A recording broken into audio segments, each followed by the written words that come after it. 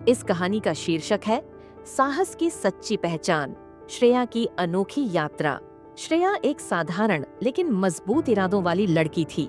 वह हमेशा से चाहती थी कि लोग उसे उसकी ताकत और साहस के लिए जाने, लेकिन यह सफर इतना आसान नहीं था। एक दिन उसने जिम ज्वाइन किया, जहां शहर के मशहूर आर्म रेसलिंग चैंपियन रह चुके अर्जुन सर ट्रेनर थे। जिम में कई लोग उन्हें सम्मान देते थे, क्योंकि वे न केवल एक बेहतरीन खिलाड़ी थे, बल्कि एक शानदार कोच भी। जब अर्जुन सर ने श्रेया को वेट ट्रेनिंग करते देखा, तो उन्होंने उसके मजबूत हाथों और कलाई की ताकत पर ध्यान दिया। तुम आर्म रेसलिंग की ट्रेनिंग क्यों नहीं लेती? उन्होंने पूछा। श्रेया एक पल के लिए चौंक गई। उसने आर्म रेसलिंग के बारे में कभी नहीं सोचा था। उसे लगा कि यह खेल सिर्फ लड़कों के लिए है। उसने बहाना बनाया, नहीं सर, मैं ये नहीं कर सकती। अर्जुन सर मुस्कुराए और बोले, डर तुम्हें आगे बढ़ने से रोक सकता है या तुम्हें और मजबूत बना सकता है, ये तुम्हारी पसंद है। श्रेया ने बात टाल दी, लेकिन यह शब्द उसके दिमाग में घर कर गए। कुछ दिनों बाद जब वह जिम में ट्रेनिंग कर रही थी, तो उसने खुद से सवाल किया, क्या मैं वाकई इतनी कमजोर हूँ कि कोशिश करने से पहले ही हार मान लूं?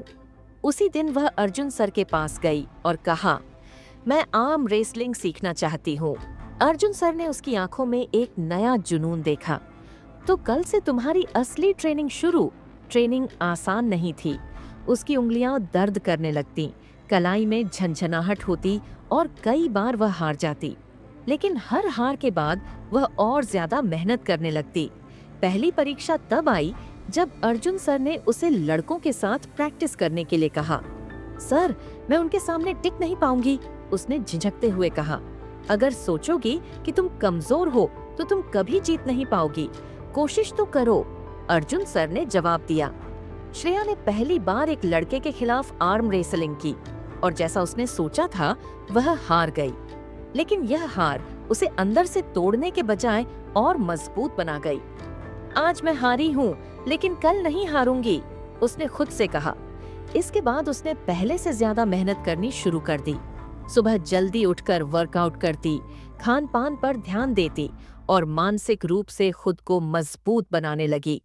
कई महीनों की मेहनत के बाद उसे एक स्थानीय आर्म रेसलिंग टूर्नामेंट में भाग लेने का मौका मिला।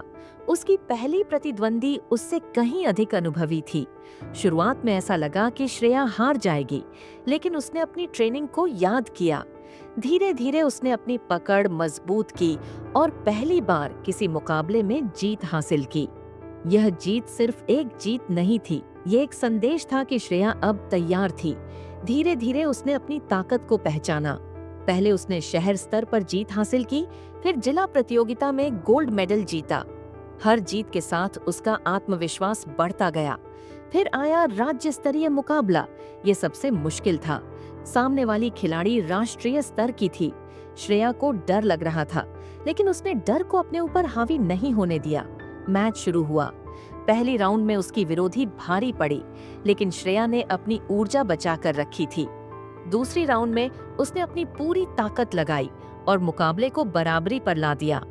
तीसरी और आखिरी राउंड में उसने अपनी पूरी मेहनत और आत्मविश्वास के साथ हाथ बढ़ाया और जीत गई।